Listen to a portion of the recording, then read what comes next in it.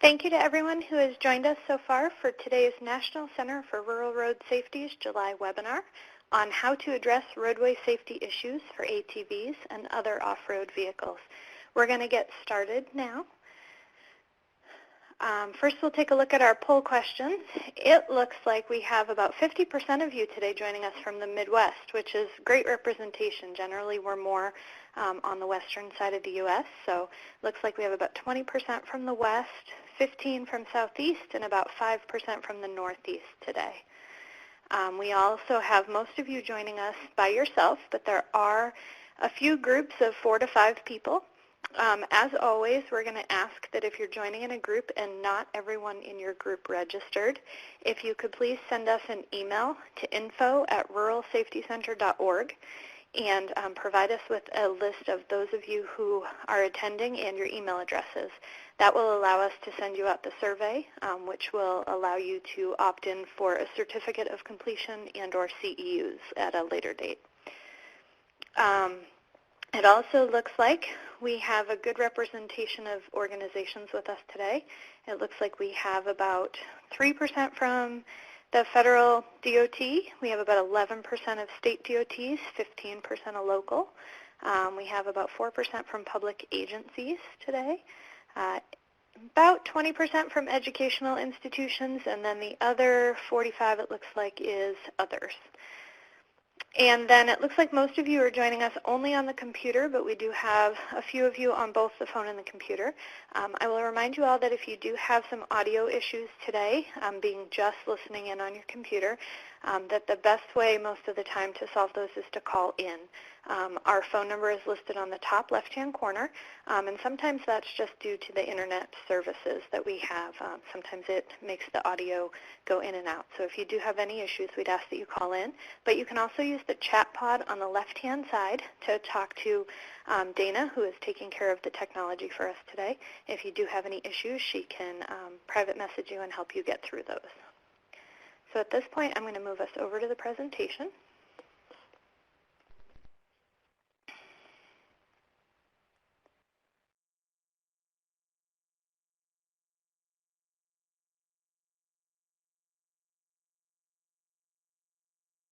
Okay, and a few webinar logistics for all of you.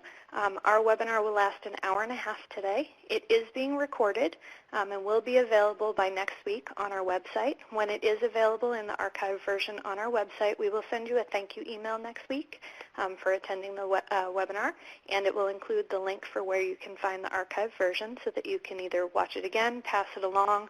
All of the handouts from today's webinar, which you'll find in the bottom left-hand corner right now, available for download, will also be available on our website with that archived version. So if you need to download them at a later date, you can do so. For quality of this recording, we have muted everyone's phones other than mine, Dana's, and our speakers today. So in order to ask questions, we will have you use that chat pod on the left-hand side. You can feel free to put those questions in the chat pod at any time. And when we get to our question and answer sections, which there will be 2 of, I will go ahead and read out your questions to our presenter. So that way you don't have to wait until the very end and hold your questions. You can go ahead and type them in at any time. If you are listening by phone, we would ask that you please mute your computer speakers. Otherwise, you will hear some feedback between the 2 versions of audio. Also, we will have a video presentation in the middle of today's webinar. At that time and any other time that you'd like your screen to be bigger, if you use the 4 arrows pointing outward on the top right-hand corner of your screen, that will make your screen full size and will allow you to see everything a little bit bigger, so it will help with that video. Also, like I mentioned before, that handout pod is at the bottom left-hand corner. There is a copy of today's presentation in PDF form in that handout section, as well as a few different resources and brochures that our speaker is going to be referencing today. And lastly, we do have 2 follow-up surveys that we do at the end of our webinars. Today's survey will go out a little while after the conclusion of the webinar. That survey there will be in order for us to figure out what you liked and didn't like about the content of today's webinar. It will also have ways for you to put in information about wanting to get a completion certificate and or to apply for our CEUs. And then we will also have a follow-up survey that will come out in about 3 months. That one is going to be to find out how you use the information from today's webinar, whether or not you pass that along to others, whether or not you actively put it into use at your organization. So just to give us a little bit more feedback as to how you've used our information. And I will apologize, we do have a thunderstorm going on, so if you hear thunder in the background, that's what's happening. Today's presenter, we're lucky to have Gerene Denning with us from the University of Iowa. Dr. Gerene Denning is a research scientist in emergency medicine at the University of Iowa. Her primary area of research is injury prevention with a major focus on all-terrain vehicle crashes and injuries. The overall program involves both public health and engineering research, including a one-of-a-kind ATV simulator. It also includes an educational school-based program for students 12 to 15 years of age called Safety Tips for ATV Riders, or STARS. She serves on the board of the Iowa Injury Prevention Research Center and is a member of an Iowa statewide task force on ATV safety. She is also part of a national coalition that advocates against recreational ATV riding on roads. More recently, her collaborative research focus has expanded to side-by-side crashes, including crashes of utility task vehicles and recreational off-highway vehicles, and their resulting deaths and injuries. And we're very glad to have her here today to present on this topic for you.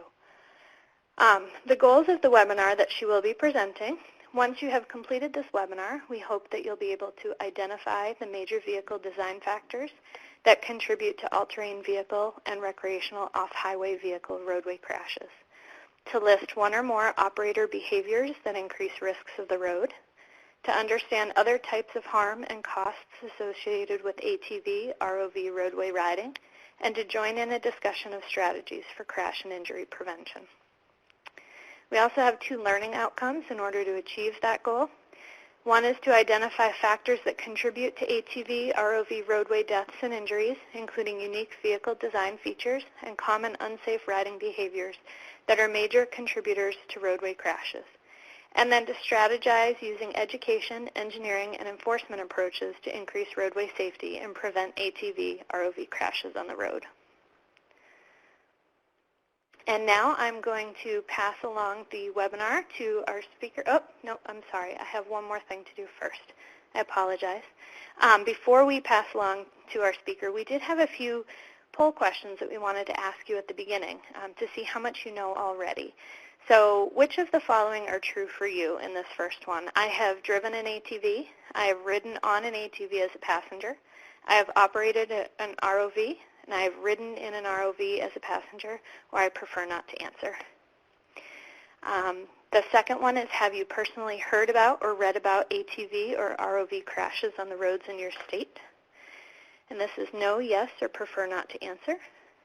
And the last one is, how familiar are you with the laws related to recreational ATV and ROV roadway riding in your state? Not at all familiar, somewhat familiar, very familiar, or prefer not to answer. And again, ATV is an all-terrain vehicle, and ROV is the recreational off-highway vehicles. So we'll give everyone a few seconds to fill that out.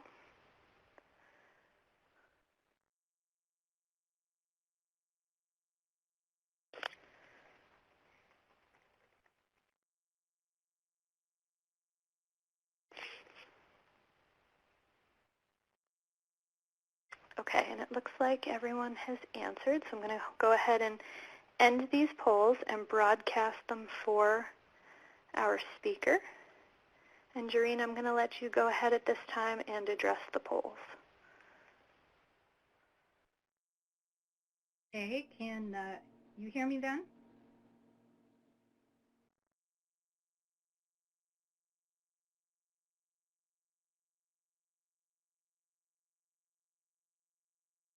Gerene, are you able to see the polls at this time?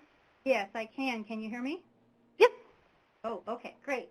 All right, so thank you everybody for coming today, and I want to thank the organizers for giving me this opportunity. I also want to thank John Shaw. He's a member of the Transportation Institute at Iowa State University.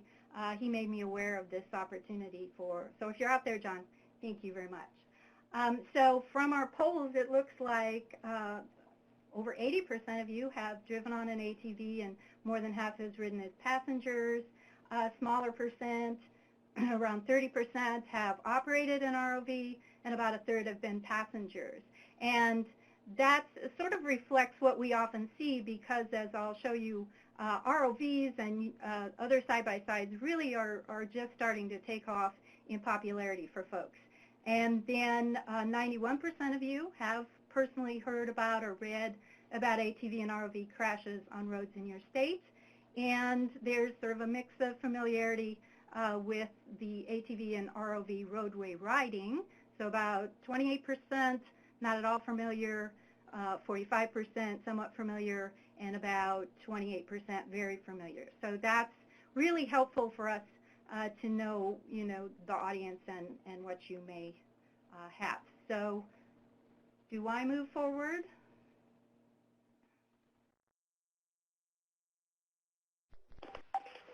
Nope, we'll take care of that.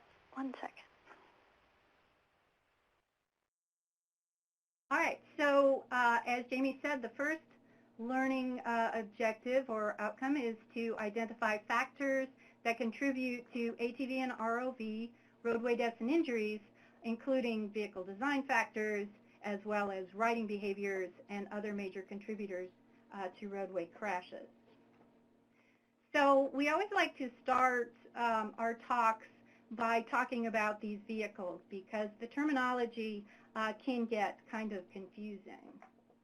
So the two families of off-road vehicles we're going to talk about today are the all-terrain vehicles, or ATVs. In other parts of the world, they are oftentimes called quad bikes or quads. The earliest ATVs manufactured had 3 wheels. Some of you may be familiar with those, but they were found to be so unstable that in 1988 their production was banned. So since 1988, most of the ATVs have been 4-wheelers.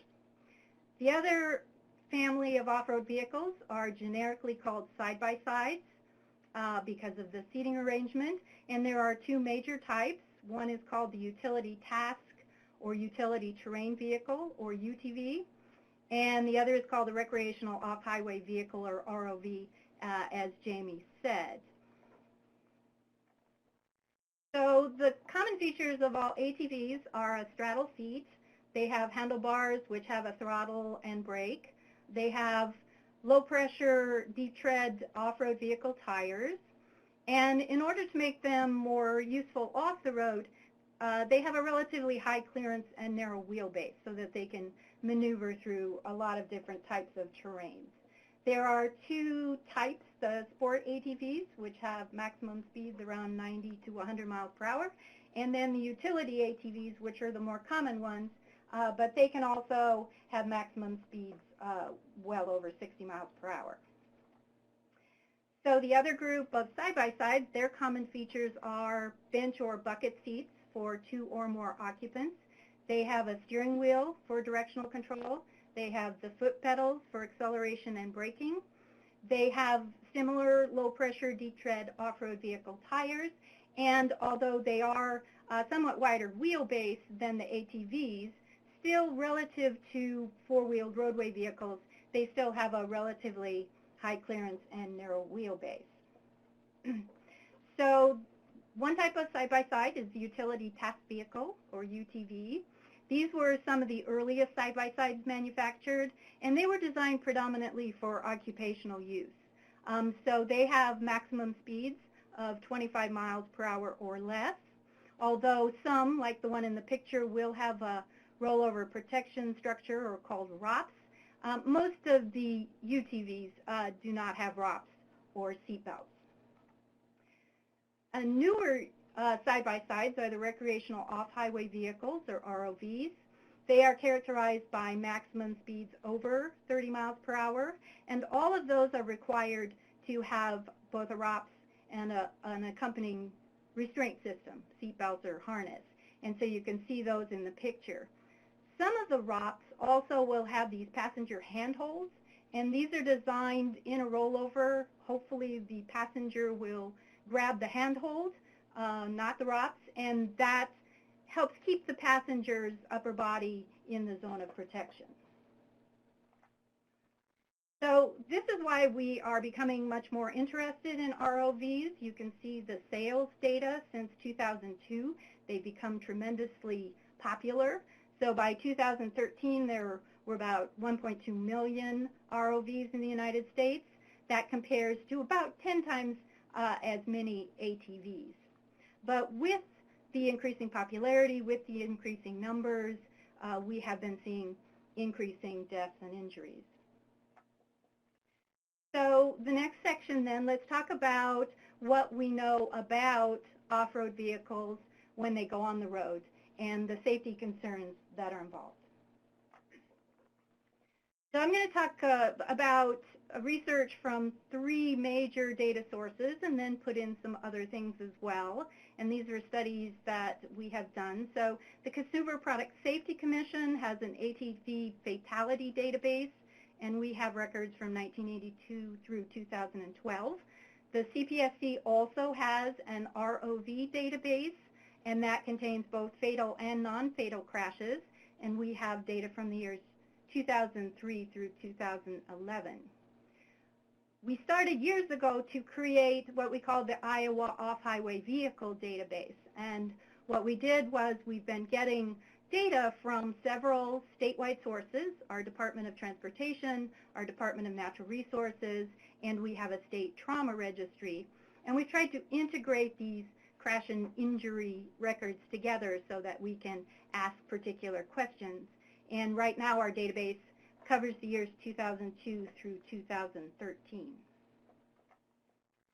So what do we know about roadway fatalities? Well, if you look at going all the way back to 1982, every year in the database in every state in the United States, more than half of all ATV fatalities will occur on the road.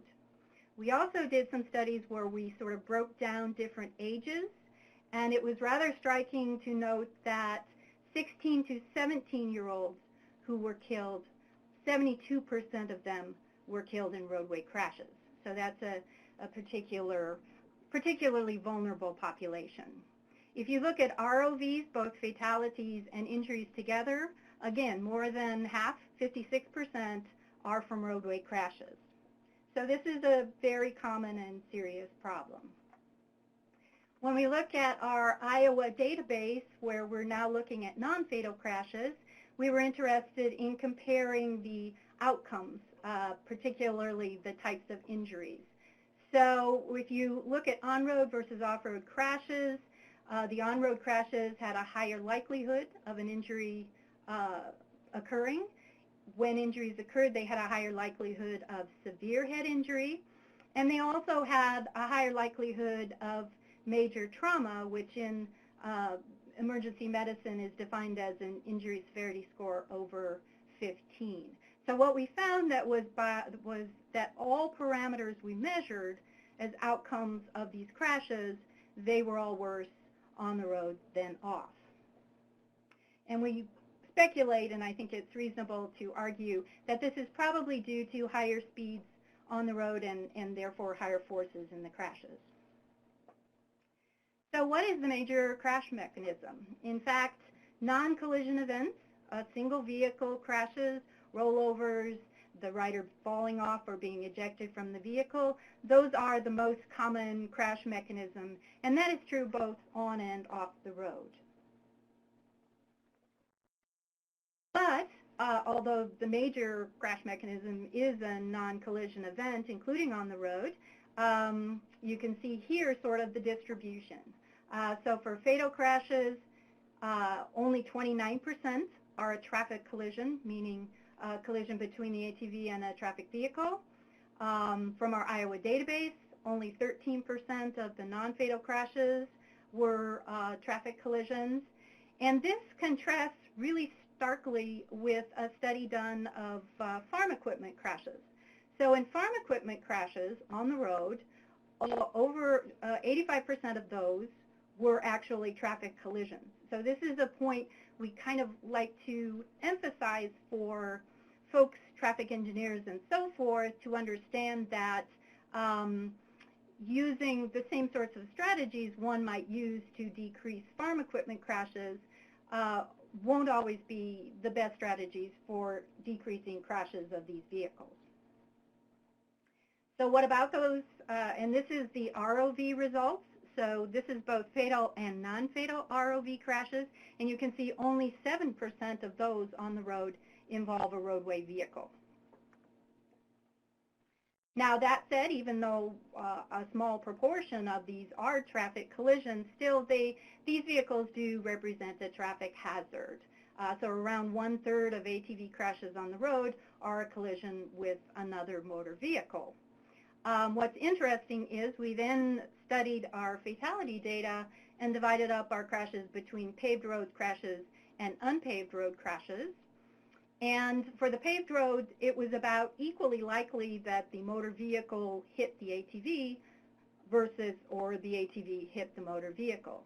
On unpaved roads, though, 60% of the crashes were the responsibility of the ATV operator, where the ATV hit the other motor vehicle. We like to try to put a human face to roadway deaths and injuries. I have a Google alert, so I tend to get lots of newspaper clippings. These were 2 crashes that occurred in our state that seemed particularly heartbreaking. There was one where a woman was pregnant with twins. She was on the road on her ATV, and her 3-year-old son was on the ATV. She lost control of the vehicle, and she was thrown off, and she and the twins were both killed. Then the ROV crash shown here, this was where a father was operating the vehicle and a little girl was in the back seat. He was on the side of the road and his wheels fell off the side. The little girl was ejected and crushed under the vehicle. So these were really hard. We are the major trauma center here in Iowa, so we tend to see these crash victims. So what specific vehicle design features contribute to crash risk, particularly on the road? Well, first of all, I wanted to say that the manufacturers very strongly state that their vehicles are not designed to be used on the road. And one of the handouts I provided is an opposition statement by the industry emphasizing this point. So they know and they warn against taking their vehicles on the road. So this narrow wheelbase and high clearance create a high center of gravity. So that high center of gravity, when forces act on that, that can lead to loss of control, particularly rollovers. So this high center of gravity and other features of the vehicle require what's called active riding. So as the vehicle, in order to maintain stability of the vehicle, active riding means shifting body weight. It means maintaining grip on handlebars. It means maintaining your footing.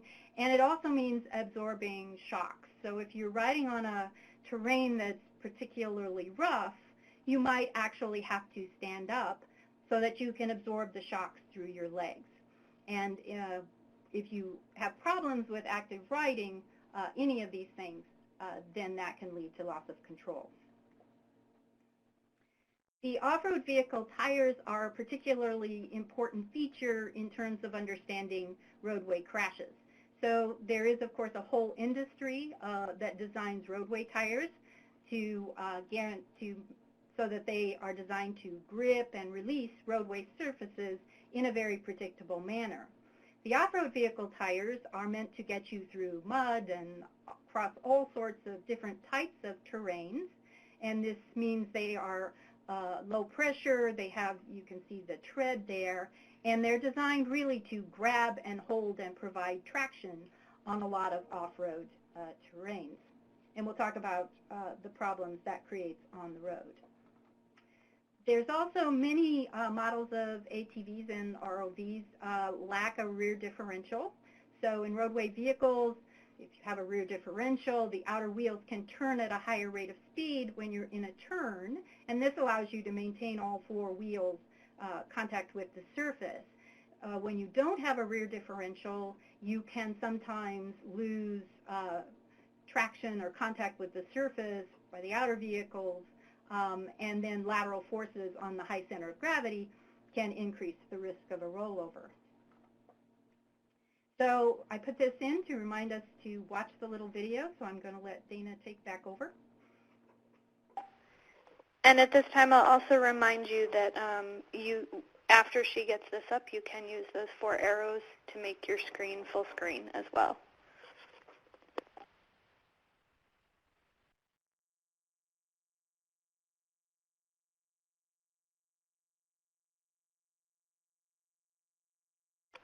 I will also point out there will be no sound.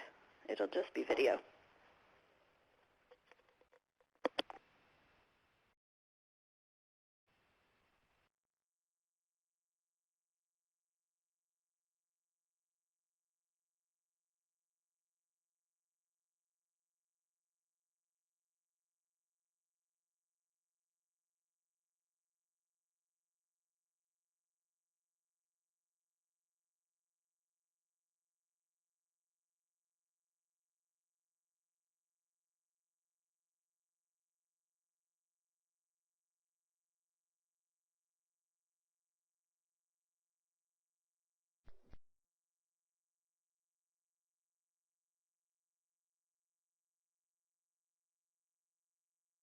Okay, thank you, Dana. That was great. We tried playing it through the slide program and weren't successful, so thank you for running that separately. So that's one of our favorite videos in illustrating a number of points. As you saw, these riders were on a flat surface, a dry surface. It was daylight.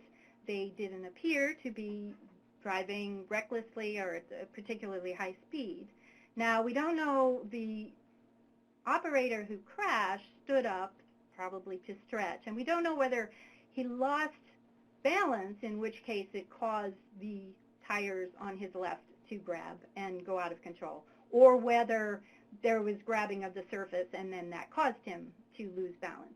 In either respect, this is a demonstration of how quickly it can happen when you lose control on the road. And unfortunately for this particular operator, the vehicle actually bounced back and landed on top of him. So that was really too bad.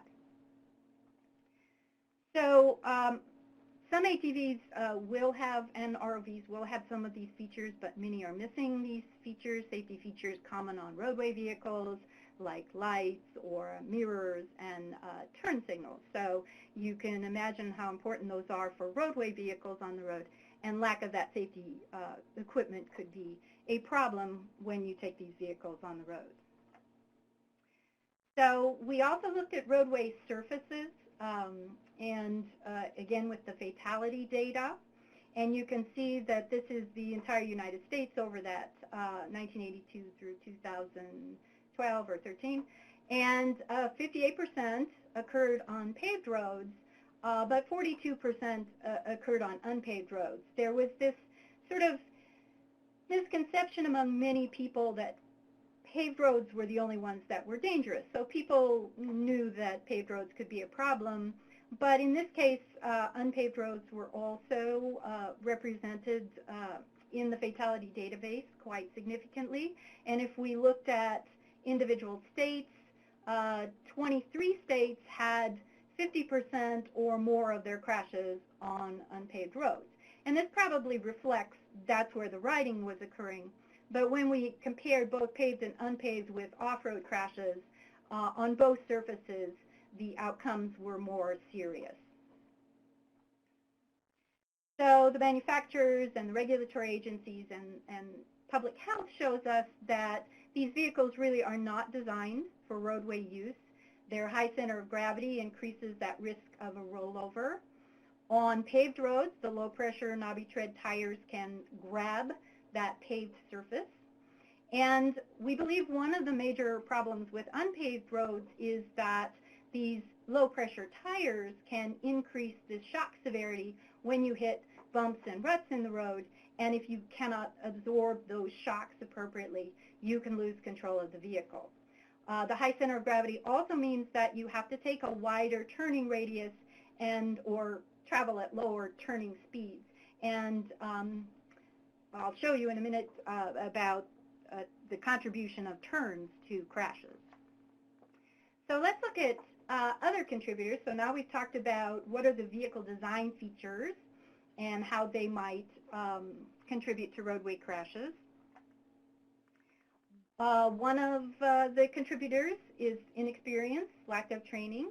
So there was a major CPSC study where they controlled for riding hours to identify independent risk factors for crashes. And not surprisingly, inexperience was one of those. Part of the problem is that in survey studies, usually 5% or less of riders who participate in the studies have had any sort of formal operator training. Males are a high-risk group. So for ATVs, they are 89% of fatality victims. They were 80% of the non-fatal crash victims in our database. And part of this is they tend to be more likely to ride more frequently. But again, even when you correct for that riding frequency, this is still an independent risk factor for crashes. And they are more likely to be operators than females are to be. In the ROVs, we have 80% of all crash victims were males, and males, again, were more likely to be operators. Part of the independent risk factor contribution, we believe, is the higher propensity for risk-taking by males, particularly young males. Youth are a vulnerable riding population. Being under 16 years old is, again, when you control for riding hours, they're an independent risk factor for ATV crashes. A point we like to emphasize is that over 90% of all ATV-related deaths and injuries among youth occur on adult-sized ATVs, and that is true both on and off the road. So if we could get children and adolescents off adult vehicles, we could dramatically reduce the number of deaths and injuries. What about youth and ROVs? So in the CPSC ROV database, youth less than 16 years old were 25% of all operator victims and 35% of all passenger victims. But very strikingly, when we looked specifically at roadway crashes, 2 out of 3 of those roadway crashes had a youth operator. Passengers on ATVs are an independent risk factor for crashing. So if you have a passenger either seated in front of you or behind you, that can change the center of gravity and it can interfere with active riding. So if you remember, active riding meant shifting body weight or body position, and if you have someone in front or in back of you, they can interfere with that. Also, we all know more every day about the problem of distracted driving when we're talking about roadway vehicles. And with an ATV or ROV, because of the vehicle dynamics, attention and situational awareness are particularly important. And so a passenger may distract the operator from being aware of important terrain features. Passengers in ROVs, so in the database, we looked at the injury victims. 428 were drivers, but 461 were passengers. And part of this is because these vehicles are designed to carry multiple occupants. But one of the problems that we often find is that they have more passengers in the vehicle than there are seatbelts. And we also find a lot of youth victims, which even if they are seatbelted, as you know, sometimes regular seatbelts do not fit children who are very small. And so there's a problem that the children may be too young to be restrained properly. And you can see sort of the distribution of the number of riders there. So 43% had at least one passenger. And here's just a little sample. These are just from the last few months from my Google alerts. And you can see this problem represented here, multiple deaths and injuries per crash.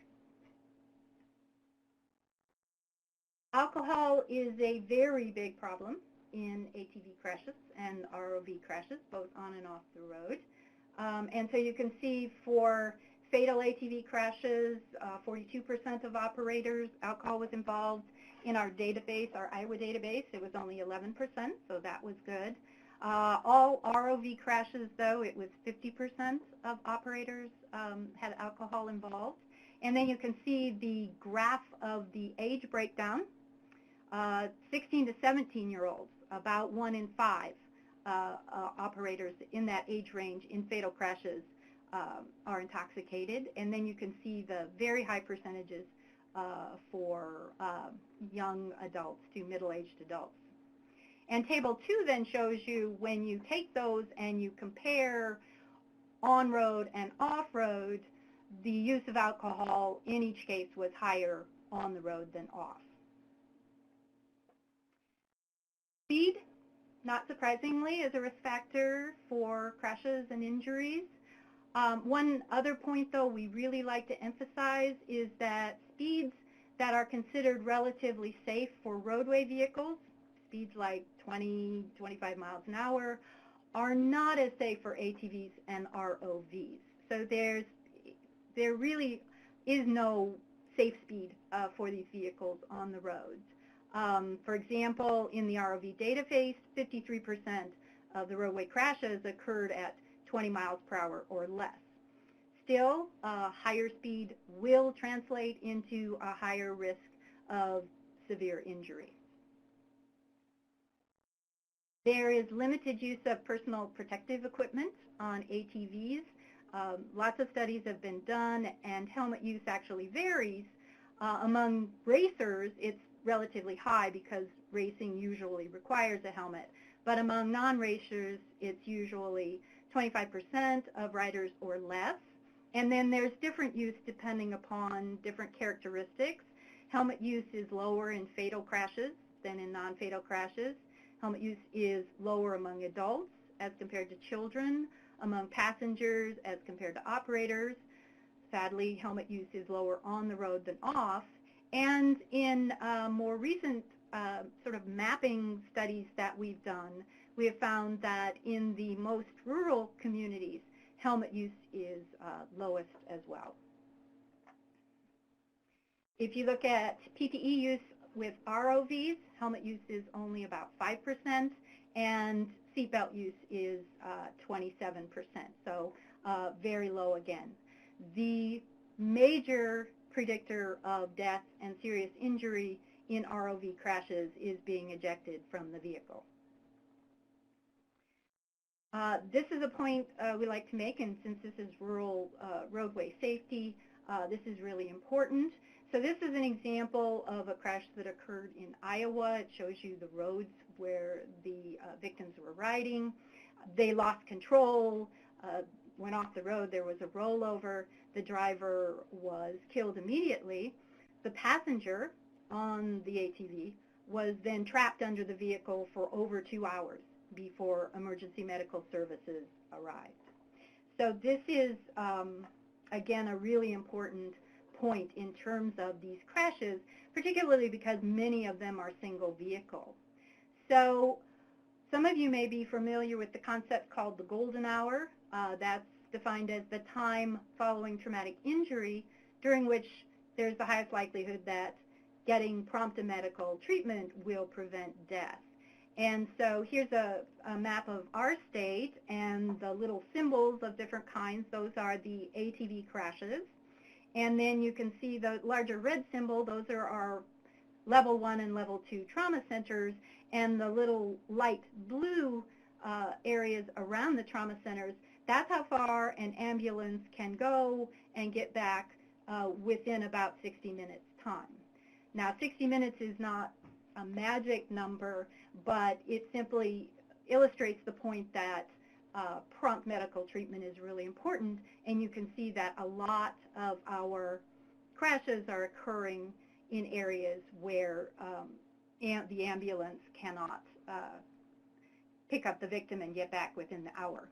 And you can all go and find your state on this traumamaps.org and see where how this applies to your state.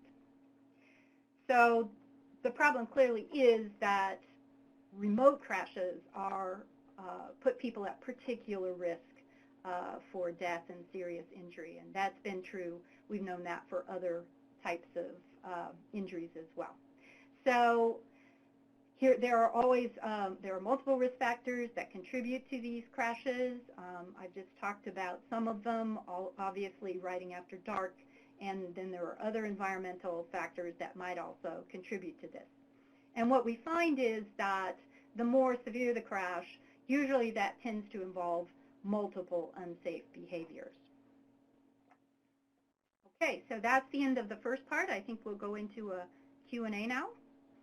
Yes, thank you very much. We will be taking questions now. I do see there are a few already over in the chat pod, but you guys can feel free to add some more there as we go on. I am going to move us over to a poll break. You will find that the chat pod will still be there on the left-hand side.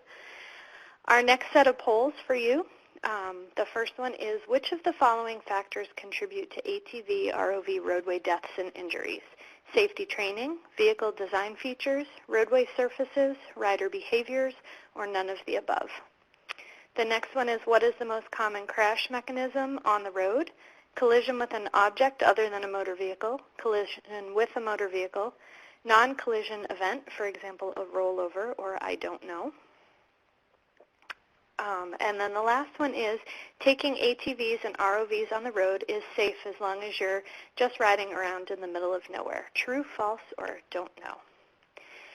And so, Gerene, the first question that we have while people are filling out that poll for you was from someone in Tampa, Florida, and they said that they have recently had a rise in fatal crashes involving ATVs, and they are working on creating a tip card to pass out, and they would like to know if it's okay for them to pull information from your brochures and from your presentation today in order to incorporate into their educational tip card for use in their state. Absolutely, and that's part of the value of these kinds of opportunities, where I'm hoping to have a discussion with everyone about strategies for preventing these injuries.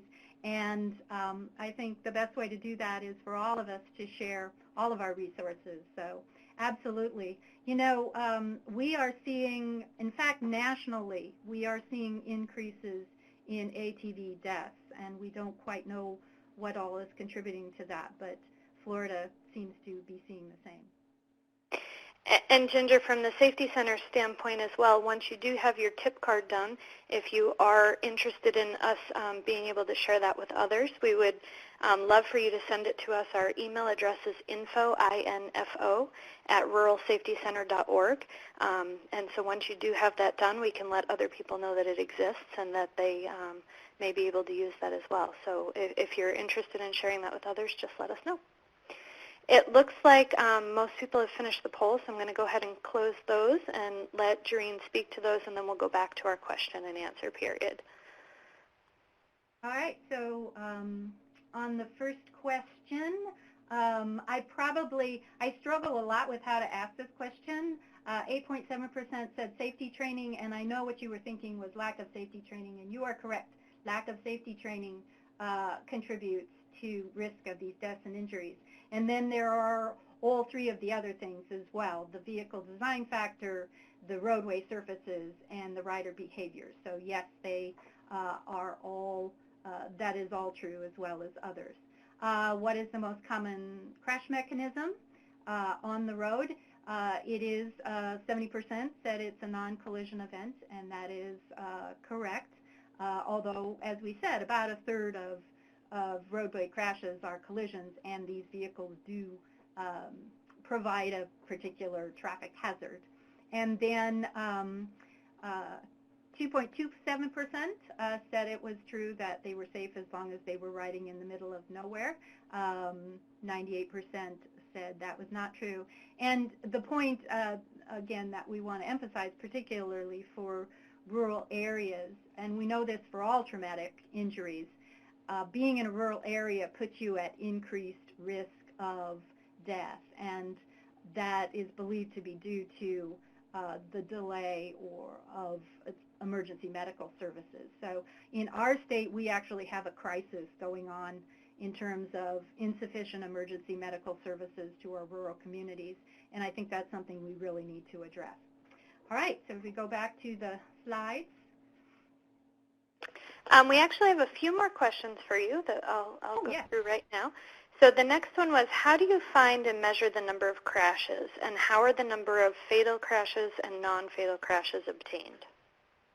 So the Consumer Product Safety Commission fatality database, they use a number of sources.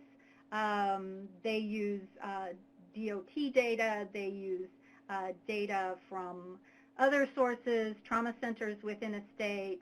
You can use eventually coroner reports. And the difficult part is that the CPSC report on deaths is usually several years behind, because it takes quite a bit to identify all of these deaths.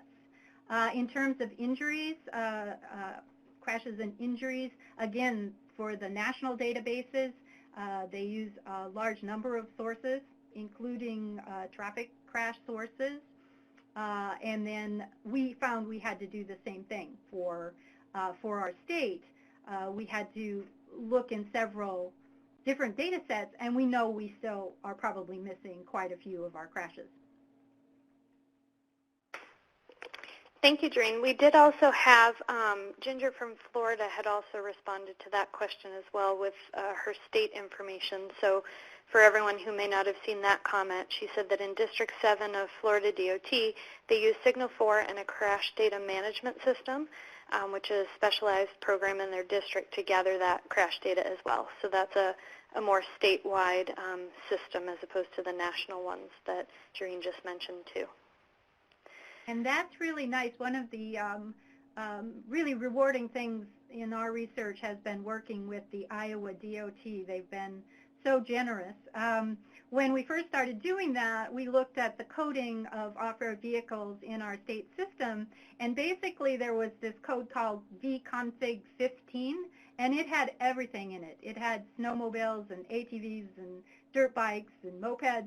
And so, bless their hearts, we found other ways to identify the vehicles, but after we asked them a number of times, they very generously addressed that in their coding and have changed their coding. So DOTs, I hope the Florida DOT has a really good coding system for the folks looking at ATVs. Another question for you, Gerene, is, are child safety seats designed for motor vehicles suitable for ROVs? The answer would be probably not. We haven't. We'd really like to work with, we have the National Events Driving Simulator facility here at the University of Iowa, and they have folks who have been doing studies on seatbelts and how to design seatbelts and how to properly restrain people in automobiles and other types of vehicles, and we would really love to do, and we could use mannequins, for example. We would really love to look at some models of ROVs and really see what age child you can properly restrain, but I know that the seatbelts and restraint system are probably not appropriate for child safety seats. We'll take one more question, and then we're going to move on, and we can go back again. But there was also a comment about, in the first poll question, if there should have been an all of the above, and that is true. There should have been an all of the above. We'll make sure to adjust that in the survey that's about to go out. But so for anyone who's going to be watching this after the fact, we should have probably had an all of the above option for that very first poll question. The last question that we have for you for now is if you could please comment on the comparison of ATV injuries and fatalities to those resulting from golf cart crashes. I actually don't know a great deal about golf cart crashes. The golf carts, of course, are much lower speed than most ROVs, so ROVs would be the most appropriate comparison. But I'm sorry, I don't know like incidents of crashes or certainly in our statewide database, the golf cart crashes are a very small number compared to ATVs and ROVs, but that's really all I can say on that. Okay, thank you very much. I've pulled up your presentation, and you can go ahead and move through. And Laura, I see your question about the traumamaps.org, and I will take a look at that and put an answer in the chat pod for everyone. Okay, so the second learning objective then is to talk about different ways that we might prevent ATV and ROV crashes, again focusing predominantly on the road. And as we're sort of talking about this, it would be great if you would also, as you did in the first part, share your experiences, share your thoughts, and in future, if there are things you would share with us, that would be great, because I think we've done a lot of research and defined the problem, although the ROV problem seems to be increasing, but I think it's really important that we start to get to the intervention stage and begin to find, effective approaches to prevent these crashes. So when we were sort of the first ones to look at crashes on the road, and it's a kind of a funny story. My original training was in biochemistry and cell biology, and then I found myself trying to help with public health research. Well, real estate people and cell biologists know that it's all about location, location, location. So I simply asked the question, well, has anybody looked and seen, how location contributes to this? And that sort of led to all these studies. And then in our state of Iowa, we started to notice an awful lot of counties starting to pass ordinances to increase roadway riding. So that gave birth to our national coalition. Our major partner is the Consumer Federation of America. And so after a few years, then they did this lovely report, and I added that report to the handout, so it's available to you. And what they found at that point, and I think this was 2013, that at that point 35 states allowed ATVs on public roads for one reason or another. But what was most striking was that since 2002, 22 of those 35 states had increased, expanded roadway use. And part of that is the third little box shows that in a number of states, including my state of Iowa, counties and cities can expand access to roads and streets. So I wanted to, before we start talking about injury prevention strategies, just mention a few other things which my traffic engineer and other safety folks point out. And that is there are impacts upon communities in addition to the human impacts of deaths and injuries. So these vehicles can be quite loud. And so in my Google alerts, I occasionally see articles about that as a problem. Of course, this is a very small percentage of riders, but they have had problems with trespassing, vandalism. These tires tend to tear up terrain so that they can cause damage to private and public lands, or they can cause damage to shoulders of roads or gravel roads. And then there's the question of liability, which we really are struggling with, and I think everyone is. We don't want the ATV users to find themselves unexpectedly liable, right, for something, or to have these counties or cities to find themselves unexpectedly liable. So that's an issue that we want to help address. So I've talked about how we advocate very strongly against sort of just general riding of these vehicles on the road, and we advocate pretty strongly against laws and ordinances that open up, just generally open up large parts of secondary road systems in states or counties. But there are, of course, important legitimate reasons to be on the road, and one has to respect the needs and the rights of the users of these vehicles under those circumstances. So a couple of those are illustrated on this slide. Our state and a number of other states have what's called, we call it the agricultural exemption, but it really does apply to any occupational roadway use. So if utility workers, rescue workers, or even law enforcement need to take these off-road vehicles on the road, there is an exemption for that with certain restrictions, but that allows them to do that. The other situation where there can be a legitimate use of public roads is when you have these very large trail systems. So there are some very big trail systems for these off-road vehicles in the United States. And sometimes you certainly, in order to give access to the entire trail, you have to find places where people can cross roads, and sometimes you have to find small stretches of roads where people can be on the road to connect the trail system. So Jamie made me aware of a gentleman named Matt Olberg, who's the director of the Montana LTAP, and their group is really studying that and designing that. So they've worked on identifying public forest roads and how you might identify appropriate places for riders of these vehicles, how you might do training, and how you might do enforcement.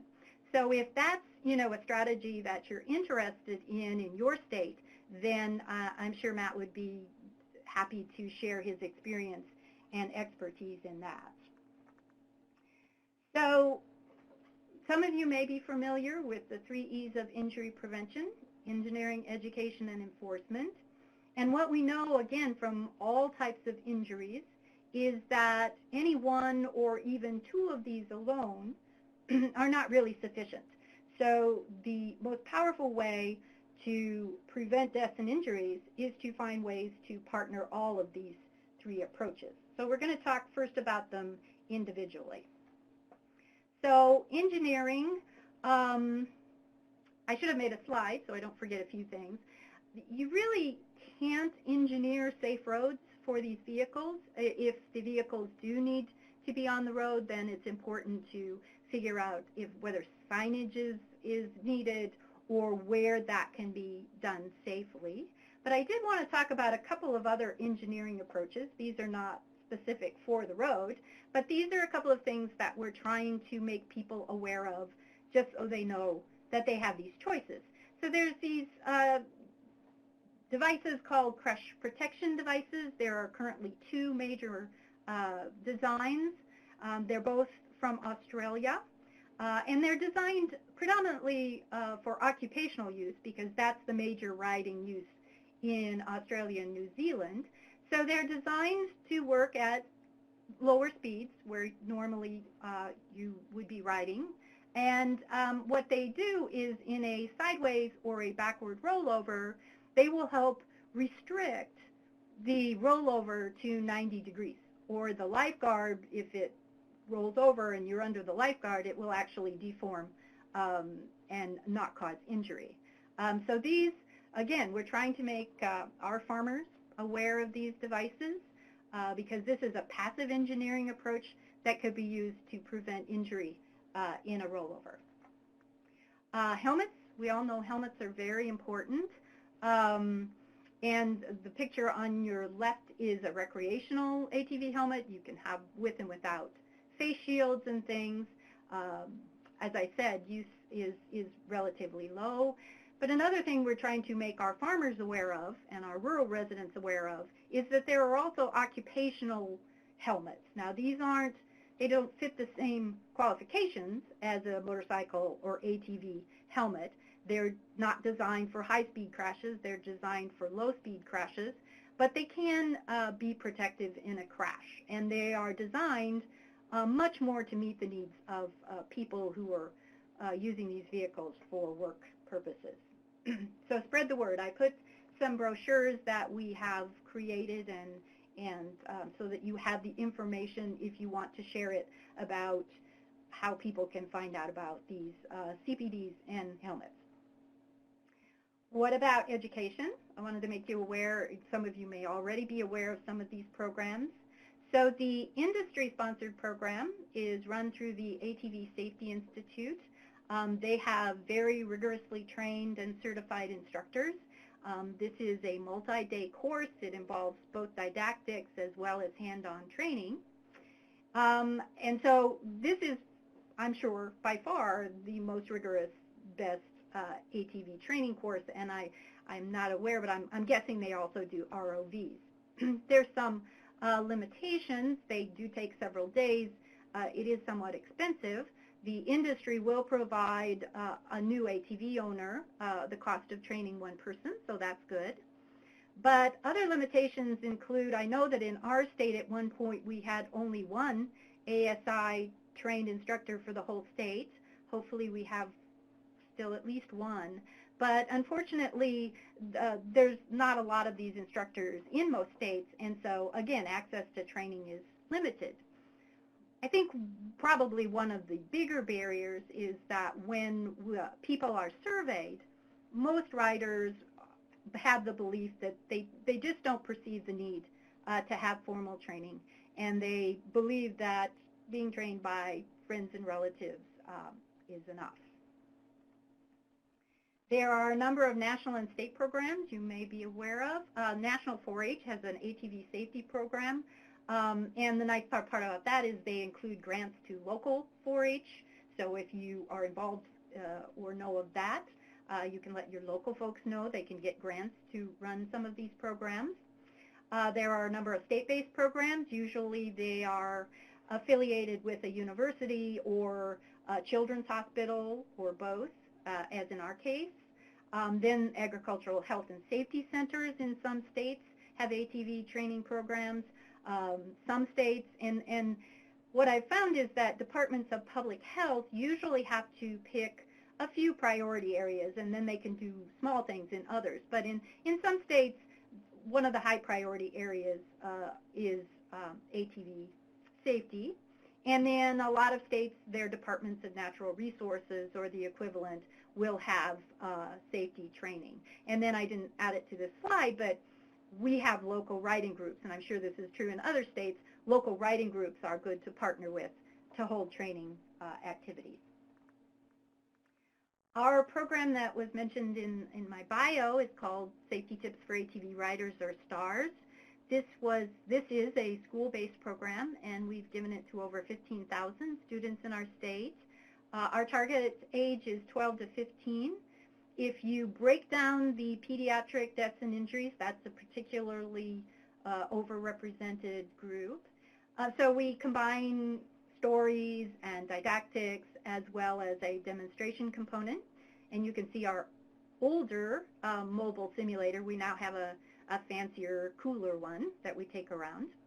We also have a research component with our program. So we use the turning point clickers, and the kids really enjoy that.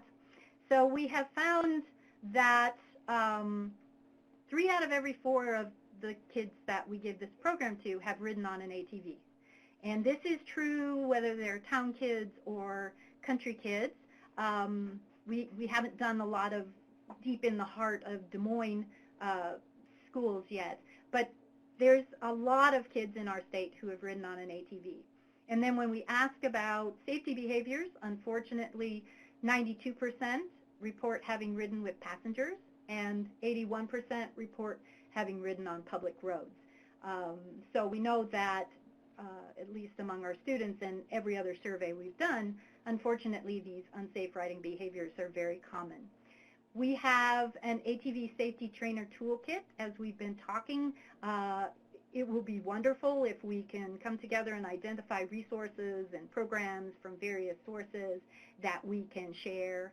And so that's one opportunity we have for a school-based program, which could be adapted to other venues as well. So as I said in the beginning of this section, with the 3 E's, each one is essential. So clearly education and training are essential because you can't always do what's safe if you don't know what's safe. But we do know that there are some limitations. So sort of the measures that we can do if there's a hands-on component, usually good programs can demonstrate good to very good acquisition of new skills. If there's a knowledge component, like our STARS program has, you can demonstrate good to very good increases in short-term knowledge. I encourage any of you who have the resources to do long-term measures of your programs. That's unfortunately not easy if you don't have the resources. But we have done 3 rounds of one-year follow-ups with our students, and we do see some knowledge retention. But our results suggest that it probably would be good for these kids to hear the messages more than once. We know from human behavior studies that knowledge is usually not sufficient to change behavior. So we did do in our long-term follow-up, we didn't find any improvement in helmet use. We didn't find any improvement in caring of passengers, and this was riding that occurred since the safety program. We were a little encouraged in that we did get a significant decrease in students reporting riding on the road. So we're hoping that if we continue to give that message, we can improve that further. But in order to change individual behaviors, we know that one of the most powerful ways to do that is to have evidence-based safety laws and their enforcement. So what about enforcement of ATV and ROV laws? Mostly we just know that it's incredibly challenging. Laws vary significantly from state to state. I think about half of you are very familiar or at least moderately familiar with your state laws. And that includes a wide variation in laws related to roadway riding.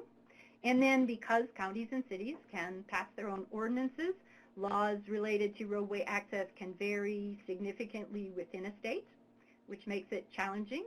The laws themselves can be challenging to interpret. We're working on it, and sometimes you have these laws and one part contradicts another part, and then our legislature passed a new law related to crossing highways, and it's particularly confusing. So one of the things that we are working on, the Consumer Federation of America, their next report will be to try to summarize state laws and at least get a snapshot at one point in time as to what these laws are. I think a big challenge is that most users don't know the ATV, ROV safety laws in their state. And that's not surprising. Without any operator training, there's very little opportunity for them to really learn about and understand the laws. Then, as law enforcement officers I've talked to, and I'm sure some of you, there are some very specific direct enforcement challenges with these types of vehicles.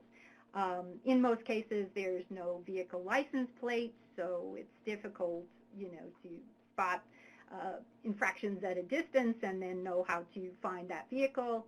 And if, particularly ATV riders, I don't know if this is probably not as true for ROVs, but for ATV riders, if they wish to evade law enforcement, they can do so relatively easily because they can go off the road and wherever they want to go. So this is one area that we're particularly interested in. We have recently received an education grant from the DOT, and our 3 partners and targets will be county engineers, law enforcement, and EMS providers. And so the idea is both to provide them with information as well as to gather their insights in what they feel we can do to prevent these deaths and injuries. And again, any of you that would have thoughts on that, we would really appreciate hearing from you. So the last few slides are examples of how you can partner the 3 E's to give your riders a fun, recreational activity while at the same time maintaining safety. So one of those approaches is a trail system. And as I said, there are a number of trail systems across the country. And it's usually best if the trail system is dedicated to a particular type of user. So it's better if you keep your bicyclists and walkers and joggers, give them a dedicated trail, and then have dedicated trails to meet the needs of your motorized recreational vehicles. One of the biggest and most well-known trail system is the Hatfield-McCoy Trail System, and I believe it runs through 7 states. So it runs through several states.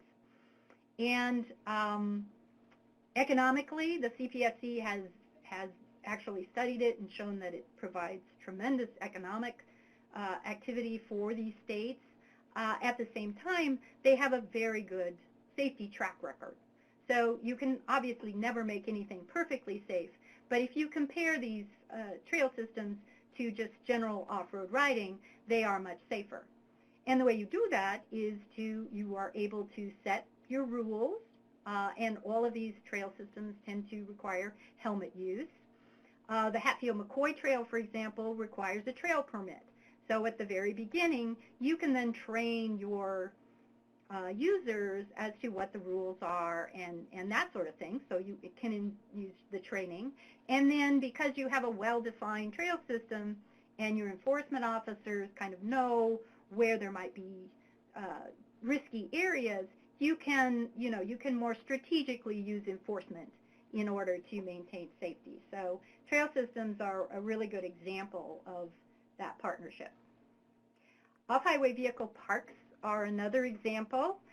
In our state of Iowa, we have a fairly extensive bicycle trail system, but we really don't have the geography or types of land that would allow us to create an off-highway vehicle trail system. But we do have OHV parks, which again partner engineering in terms of park design with training of park users and then enforcement. So early on, we took our Iowa database and we started looking at crashes that occurred inside the park and compared them to off-road crashes outside the park. And what we found was that youth on adult-sized ATVs outside the park was 95%. Inside the park, it was only 15%. Same thing, much lower proportion of multiple riders inside the park, and helmet use was much, much better inside the park. So all of these safety behaviors were much better in the park. We've since done a study which we haven't published yet, but we put cameras in all of our parks and took 10,000 photographs one summer and got some students to code all of them. And so these results are with crash victims, but just as we see with crash victims, the general riding population is also riding, practicing much safer behaviors. The last example, so let's say, not everywhere will have a place to put a trail, not everywhere will have land to put a park, but these organized riding events, these are a very feasible approach for many communities. And I know that across Iowa, we have these kinds of organized riding events. They're a lot like motorcycle rallies or bicycle riding events. So these organized, dedicated riding events are a wonderful way, again, to get economic activity while maintaining safety. And so these also have a very good safety track record.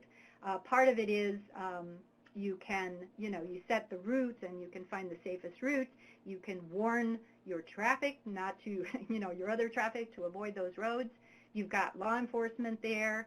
And from my perspective, in emergency medicine, one of the important things is you can activate your EMS responders, right? They can be right there so that if something happens, then they can respond very rapidly. So that's all the information I want to share today. I wanted to thank all of our partners. We have something called the Transportation Research Coalition here at the University of Iowa, and this lists some of our partners in that. So we're going to go into last Q&A, and again, your thoughts and experiences on injury prevention strategies would be greatly appreciated. Thank you very much. And as Gerene said, we are going to do one last question and answer. I am going to move us over to the poll break while I start asking some of those questions. So the first one is the 3 E's of injury prevention or education, engineering, and enforcement, true or false? And then what are some engineering approaches for ATV, ROV crash and injury prevention? Helmets, organized riding events, safety laws, trail systems, ASI-sponsored training courses, and I don't know. And then I will point out that in the chat pod, there were some questions about the trauma.org and whether or not that was the correct web address. It does look like their website is down currently, but in the chat pod, I did put another web address in there that will give you a little bit of information about what that map should give you when it is working, and also provides a link to those maps when they do get their website back up again. I did also put in there the 4-H link for the ATV safety that Gerene also mentioned. So those are both in the chat pod for anyone looking for that information. We did also have a couple of people address the child restraint question. And it looks like, to most people's knowledge, there are no child safety seats for ATVs, but that that may be something that is needed and that really needs to be addressed. One of the other questions that had come out originally was about the difference between ATV crashes and golf carts, and there was someone who was nice enough to put some information again in the chat pod for us. And that says that in 2015, the NHTSA FARS database reported 19 deaths in on-road crashes involving golf carts. In contrast, there were 324 on-road deaths in 2015 involving ATVs. And then please also note that the NHTSA ATV class in FARS does not include side-by-side ROVs. Those are in the other category, so that number actually could have been higher if you include those as well. So that's just some information about the difference between golf carts and what we're talking about here today. Another question for you, Gerene, is do you have any examples of how some states address using child restraints on ATVs on their websites? And you may or may not have that information, but... To the best of our knowledge, I have never seen really very much in terms of this question of restraints. I think ROVs are new enough that we're really just starting to come to grips with these crashes. And in fact, you won't find a lot of research yet. You won't find a lot of ROV dedicated sort of safety tips. And so that's one of the things we're trying to change, and hopefully others will as well. But I really don't think that we have even begun to address a lot of the questions, including child safety seats and restraints in ROVs. Thank you. And another question that came up about the injuries is when an ATV or ROV injury occurs, where does the money for medical treatment come from? It seems that in the majority of cases, manufacturers can evade liability by blaming the problem on legal or safety rule violations by the operator. Yes, in terms of the liability of the manufacturer, one way that they sort of can, avoid liability is that these major risky behaviors, they put a safety label on the ATV, right? It says don't go on the road, don't carry passengers. We all know that safety labels don't work very well with us human beings, but that allows them basically to avoid liability. So it is really difficult to try to use that sort of liability to encourage manufacturers to buy into safety. And I'm sorry, there was more to that question, wasn't there, than just manufacturer liability? I'm sorry, let me look for that question again. Oh, the question was who pays for it? Well, basically, we all pay for it, the way we pay for all deaths and injuries. And that question of insurance is becoming much more complex. So one of our sponsor of our STARS program is actually Gerene Mutual Insurance. We've had some talks with our liaison there, and insurance varies a great deal, and even she was not always sure what would be covered in terms of both medical and other types of liability. So again, that's an area that's very confusing for people. There was one article I did read where a woman's medical insurance refused to pay the medical bills because she was on the road, and the courts actually found for the insurance company. So again, we don't want users to have these nasty surprises and find out that, in fact, they're not covered. So this is a really important issue. We have a few more questions, and then I'll turn you back over to the poll. But one of the ones that came up was, how do you come up with the factors leading to accidents? Is there any kind of data analysis or statistical tools that you used? So the studies on independent risk factors were done by the CPSC. I could make available, actually, that study. They looked at a lot of different independent risk factors because they had as well, they were able to estimate riding hours through surveys. So that was in 2003, I think, but that was sort of the seminal looking at some of these risk factors. Because we can't really get exposure in terms of riding hours, mostly we just have to look at relative proportions. So if we compare on the road to off the road, we do statistical analysis to determine whether those proportions are the same or different. So that's how most of us who don't have exposure, do our analysis.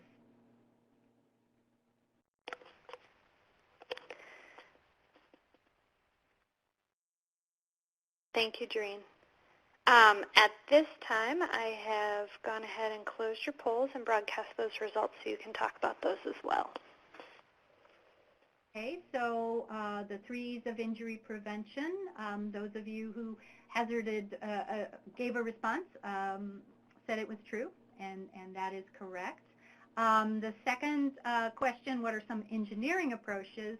Actually, it's helmets, organized riding events, and trail systems. So a safety law would be an enforcement example of the 3 E's, and the ASI-sponsored training course would be an education example. But clearly, all of these types of approaches are important. Thank you. And we did have someone put in the chat pod as well that another one that we did not include in the poll was rollover protection systems for ATVs, and that would also be an engineering approach. So thank you for that input as well on the chat pod.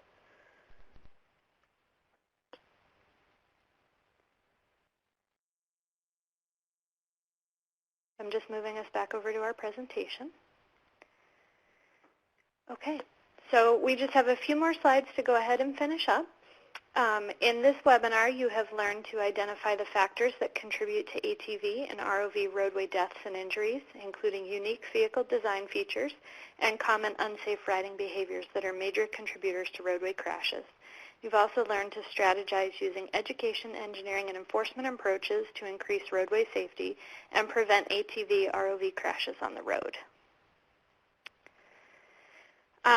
I do want to thank our speaker, Gerene. You did a fantastic job. This was a great presentation with a lot of information. We've had a lot of comments in the chat pod about how much everyone learned today from you, so thank you very much for taking the time to speak with everyone today. As I did mention as well, this is being recorded, and next week sometime you will receive an email that lets you know that the recording is up on our website, along with all the handouts that if you have not yet had time to download those out of the bottom left corner, those will be available on our website too. In that thank you email, I will add in some of these web links that Gerene talked about today, especially some of the ones that weren't, that the links themselves weren't included in the webinar. We'll make sure we get those for you as well. And we did want to let everyone know about a couple of upcoming things we have going on. August 1st, we will be having another webinar. This one will be at 9 a.m. Mountain Time, 11 a.m. Eastern, and it's collaborating with law enforcement to reach zero. So we hope that we'll have all of our partners, whether you be transportation planners, transportation engineers, law enforcement, public health, injury prevention, that we'll have everyone attend that one as well. All of our archive webinars, as I mentioned, are available on our website. So if you have missed any of our monthly webinars, you're more than welcome to go back and watch those. All of them do have a link for a survey that you can fill out right afterwards if you would like a certificate of completion for watching our archived version as well. We do have a few training videos. We have an introduction to road safety audits on tribal lands available, as well as an introduction to road safety culture. Those are both available on the Safety Center's YouTube site and on our website. And then if you have any other questions related to today's webinar, you can contact Gerene. Her email is now showing up on the screen, or you can contact us at the Safety Center. Our 800 number and our email address and website are also up on the screen as well. And then for more information about the STARS school-based safety program that Gerene mentioned, she's provided an email address at the bottom of the slide right now for that. So one more time, I do want to thank you, Gerene, so much for taking the time out to talk with us today and provide all this information. Yeah, it was absolutely my pleasure, and thank you again for the opportunity. Absolutely. Have a great afternoon, everyone. Thank you.